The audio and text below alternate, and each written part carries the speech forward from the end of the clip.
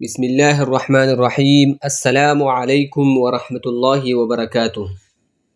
آنے والے ٹیسٹوں کی تیاری کے لیے پاکستان سٹڈی مطالعہ پاکستان برائے جماعت نہم میں آج ہم چیپٹر نمبر 2 قیام پاکستان سے امپورٹنٹ پوائنٹس پڑھیں گے۔ ایٹا ٹیسٹوں میں 10% سوشل اسٹڈیز MCQs آتے ہیں، تو اس میں 9 اور 10 پاک اسٹڈی سے بھی MCQ آتے ہیں، تو اس وجہ سے یہ چیپٹر اس میں جتنی بھی امپورٹنٹ پوائنٹس ہیں یہ یاد رکھنا بہت ضروری ہے ایٹا ٹیسٹوں میں اچھے مارکس حاصل کرنے کے لیے۔ تو آج ہم شروع کرتے ہیں باب نمبر 2 قیام پاکستان کے امپورٹنٹ پوائنٹس آج ہم یاد کرنے کی کوشش کریں گے اور اس کو سمجھنے کی کوشش بھی کرتے ہیں۔ 1905 کی تقسیم بنگال کے فیصلے نے مسلمانوں کی سیاسی سوچ کو بھی متاثر کیا۔ تو یہاں پر امپورٹنٹ پوائنٹ یہ ہے کہ تقسیم بنگال کب ہوا تھا؟ 1905 میں۔ تو یہاں پر تاریخ یاد کرنا ضروری ہے۔ تقسیم بنگال 1905 میں ہوا تھا۔ 1916 کا میثاق لکھنؤ اس بات کا کامل ثبوت ہے۔ تو یہاں پر امپورٹنٹ پوائنٹ یہ ہے کہ میثاق لکھنؤ پیکٹ کب ہوا تھا؟ 1916 میں لکھنؤ پیکٹ ہوا تھا۔ شدی اور سنگٹن جیسی ہندو پرست تحریکوں نے ان فاصلوں کو مزید وسعت دی۔ تو ہندو پرست تحریکیں شدی اور سنگٹن، ایک مرتبہ ایسا MCQ آیا تھا کہ شدی اور سنگٹن تحریکی تھی، ہندو پرست، عیسائیت پرست اور اس طرح اسلام والے، تو یہ MCQ بھی ایک بار آیا تھا۔ شدی اور سنگٹن یہ ہندو پرست تحریکیں تھی، شدی اور سنگٹن ہندو پرست۔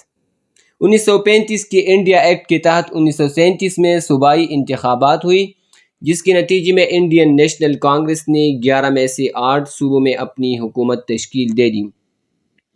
1935 انڈیا ایکٹ کے تحت 1937 کی صوبائی انتخابات کس ایکٹ کے تحت ہوئی تھی؟ 1935 ایکٹ کے تحت ہوئی تھی 1937 کے انتخابات صوبائی، اور انڈین نیشنل کانگریس نے 11 میں سے 8 صوبوں میں اپنی حکومت تشکیل دے دی۔ تو یہاں پر MCQ یہ بنتا ہے کہ انڈین نیشنل کانگریس نے 1937 کی صوبائی انتخابات میں 11 میں سے کتنی نشستوں پر، کتنی صوبوں پر حکومت تشکیل دی تھی؟ 8 صوبوں میں اپنی حکومت بنائی تھی۔ 2.5 سال اقتدار میں ایسے اقدامات کی گئی جنہوں نے ہندو اور مسلمانوں کے درمیان فاصلے کو اور بڑھا دیا۔ تو کانگریس نے 1937 کے بعد کتنے سال تک حکومت کی تھی؟ 2.5 سال تک۔ 22 سے 24 مارچ 1940 کے اس جلسے میں ہندوستان کے تمام مسلم صوبوں سے ہزاروں مسلمانوں، سیاسی کارکنوں اور مسلم رہنماؤں نے شرکت کی۔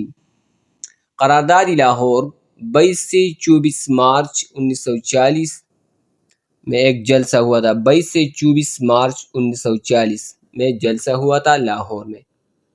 ایک اندازے کے مطابق حاضرین کی تعداد 1 لاکھ سے زیادہ تھی۔ قرارداد لاہور میں اندازے کے مطابق حاضرین کی تعداد کتنی تھی؟ یہاں پر تعداد یاد کرنا ضروری ہے، 1 لاکھ یاد کرنا چاہیے۔ 23 مارچ کو بنگال کی مولوی فضل الحق نے قرارداد لاہور پیش کی۔ قرارداد لاہور کس نے اور کب پیش کی تھی؟ مولوی فضل الحق نے پیش کی تھی۔ مولوی فضل الحق نے 23 مارچ 1940 کو، 23 مارچ 1940۔ تائید UP سے چودھری خلیق الزمان، سید ذاکر علی بیگم، مولانا محمد علی جوہر۔ یہاں پر یہ یاد کرنا ضروری نہیں ہے کیونکہ یہ بہت زیادہ ہے، آپ کس کو یاد کریں گے؟ تائید UP سے، اگر آپ ایک یاد کرنا چاہتے تو ٹھیک ہے۔ تائید اتر پردیش سے چودھری خالق الزمان نے، بس یہاں پر دوسری بھی ہے لیکن اس کو یاد کرنا ضروری نہیں ہے۔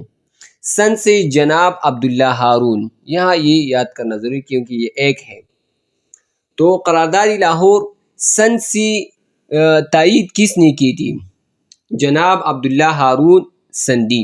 یہاں پر یہ عبداللہ ہارون کے ساتھ سن لفظ لگانا، اس کو بار بار بولنا ہے تاکہ یہ آپ کے ذہن میں پختہ ہو جائے۔ یہاں پر رٹا ہے، یہاں پر کوئی کنسپٹ نہیں ہے، نام یاد کرنا ہے، جناب عبداللہ ہارون سندھی، جناب عبداللہ ہارون سندھی۔ بلوچستان سے قاضی محمد عیسیٰ، تو اس کو یاد کرنے کا طریقہ میں آپ کو سکھاتا ہوں۔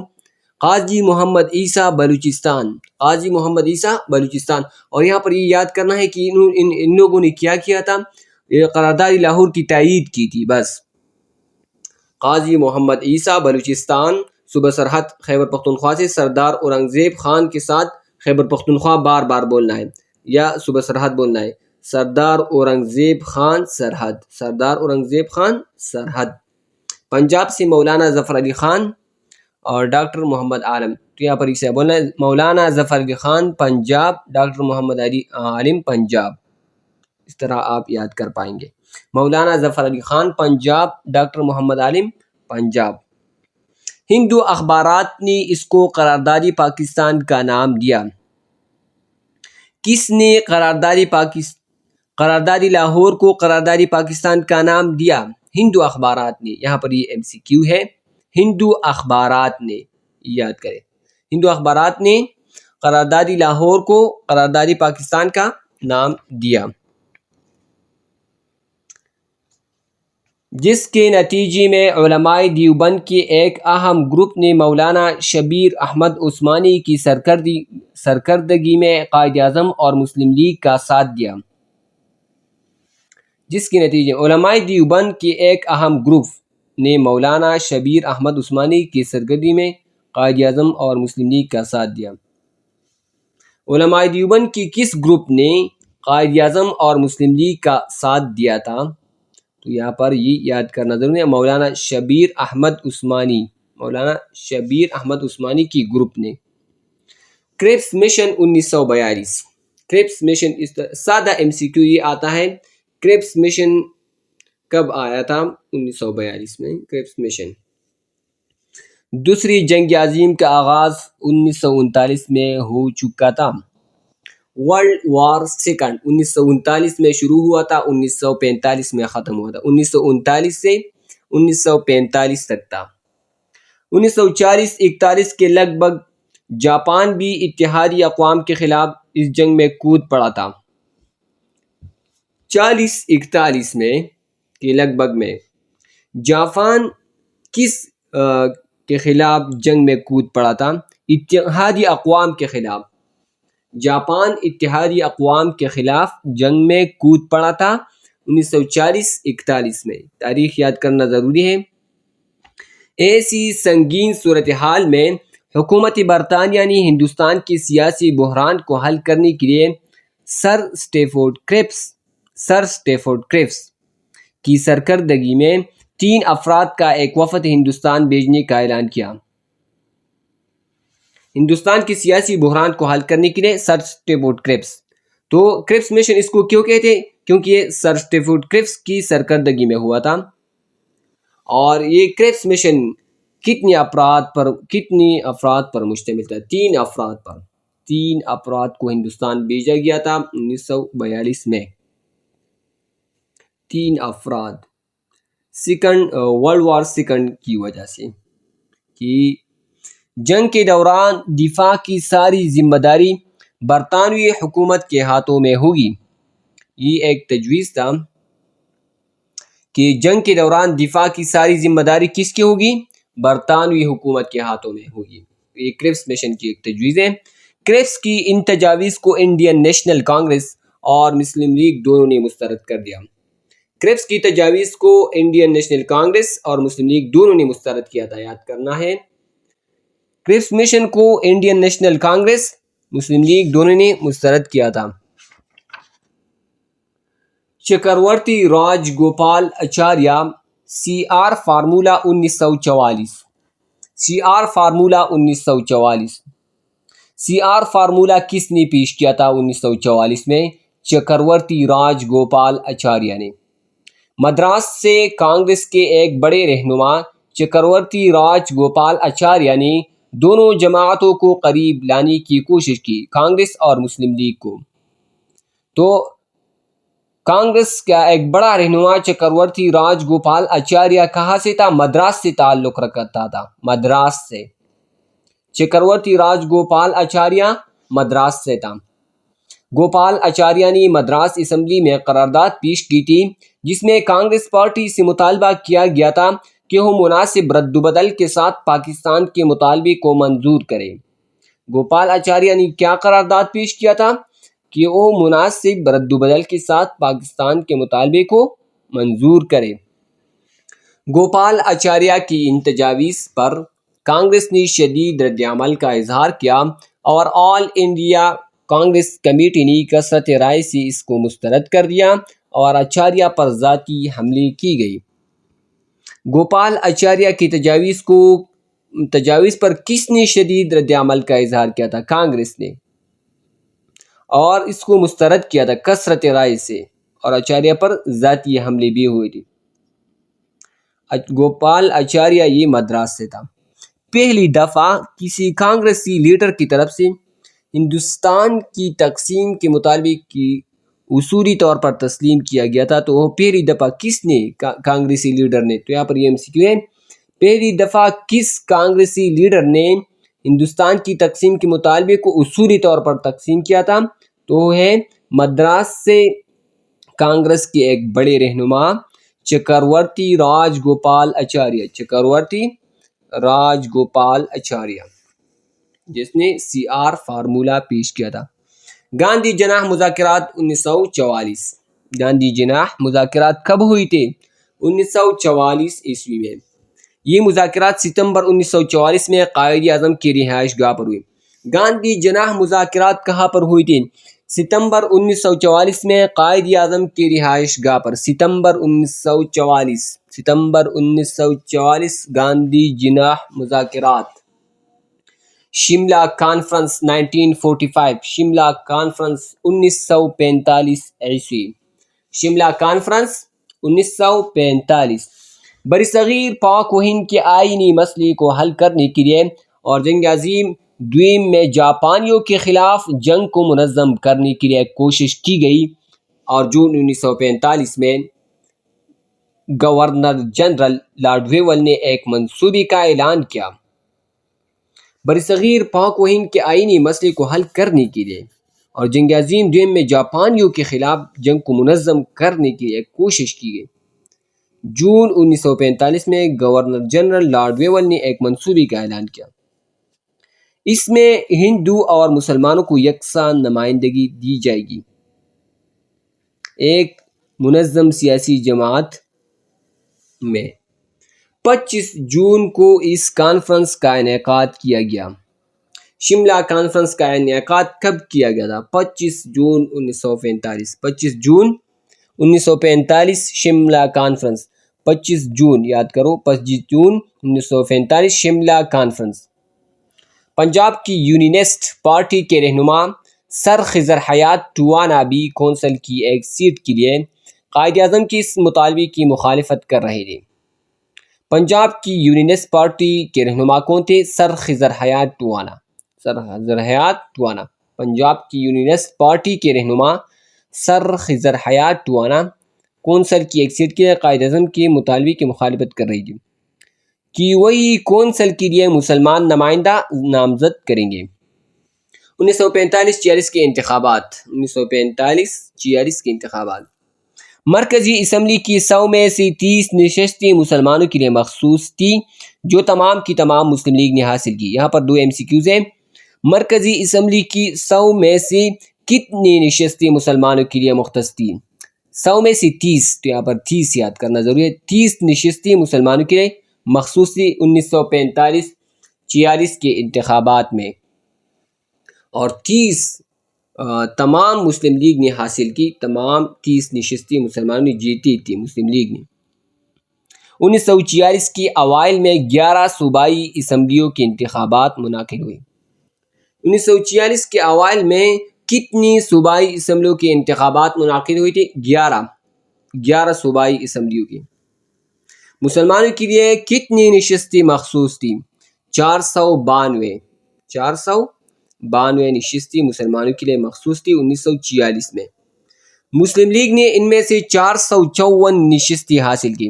492 میں سے مسلمانوں نے، مسلم لیگ نے کتنی نشستیں حاصل کی؟ 454 یاد کرنا ہے، 454۔ تو مسلم لیگ کی صوبائی اسمبلیوں کی نشستیں 92% رہی، فیصد بھی یاد کریں، 92%، اور 454۔ صوبہ سرحد خیبر پختونخوا کے علاوہ باقی تمام صوبوں میں مسلم لیگ نے اکثریت حاصل کر لی۔ 1945-46 کے انتخابات میں مسلم لیگ نے کس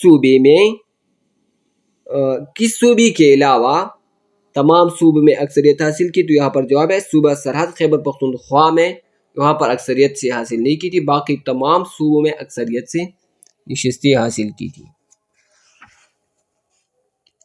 مجالس قانون ساز کی منتخب نمائندوں کا اجلاس 1946۔ اپریل 1946 میں مسلم لیگ کے ٹکٹ پر مختلف قانون ساز مجالس کے لیے منتخب ہونے والوں کا اجلاس دلی میں منعقد ہوا۔ اپریل 1946 میں مسلم لیگ کے ٹکٹ پر مختلف قانون ساز مجالس کے لیے منتخب ہونے والوں کا اجلاس کہاں پر منعقد ہوا؟ دلی میں۔ مجالس قانون ساز دلی میں یہ اجلاس منعقد ہوا تھا، منتخب نمائندوں کا اجلاس۔ پوری ہندوستان سے 500 سے زائد ممبران نے اس میں شرکت کی۔ مجالس قانون ساز کے منتخب نمائندوں کے اجلاس میں کتنی ممبران نے شرکت کی تھی؟ ہندوستان سے 500 سے زائد۔ اس کانفرنس میں بنگال سے حسین شہید سہروردی نے ایک قرارداد پیش کی جس میں ایک خود مختار اور آزاد ریاست پاکستان کا مطالبہ کیا گیا۔ مجالس قانون ساز کی کانفرنس میں کس نے قرارداد پیش کی تھی جس میں خود مختار اور آزاد ریاست پاکستان کا مطالبہ کیا گیا تھا؟ بنگال سے حسین شہید سہروردی نے۔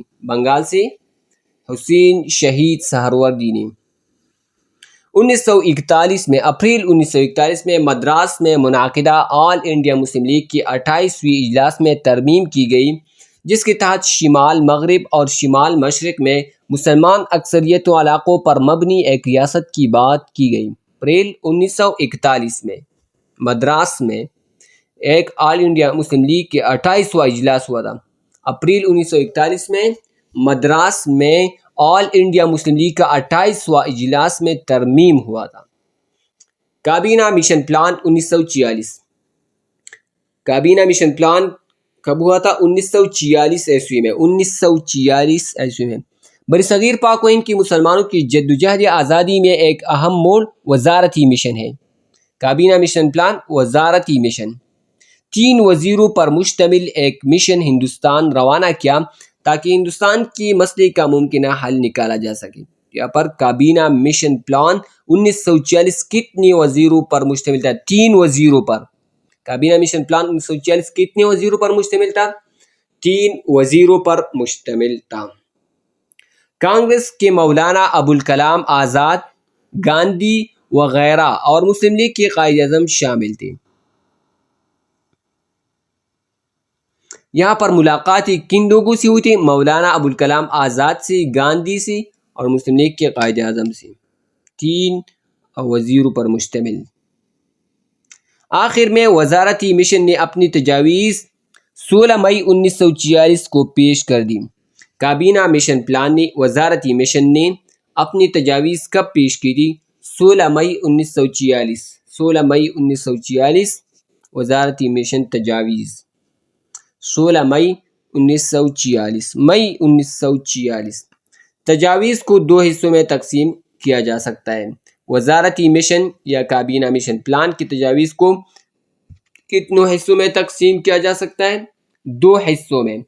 ایک کو قلیل المیعاد کہتے ہیں اور دوسری طویل المیعاد۔ ایک قلیل المیعاد اور دوسری طویل المیعاد۔ قلیل المیعاد اور طویل المیعاد۔ طویل المیعاد تجاویز کی روح سے یہ تجویز کیا گیا کہ ہندوستان کے تمام صوبوں کو 3 گروپوں میں تقسیم کیا جائے گا۔ طویل المیعاد تجاویز کی روح سے کیا تجویز پیش کیا گیا؟ ہندوستان کے تمام صوبوں کو 3 گروپوں میں تقسیم کیا جائے گا۔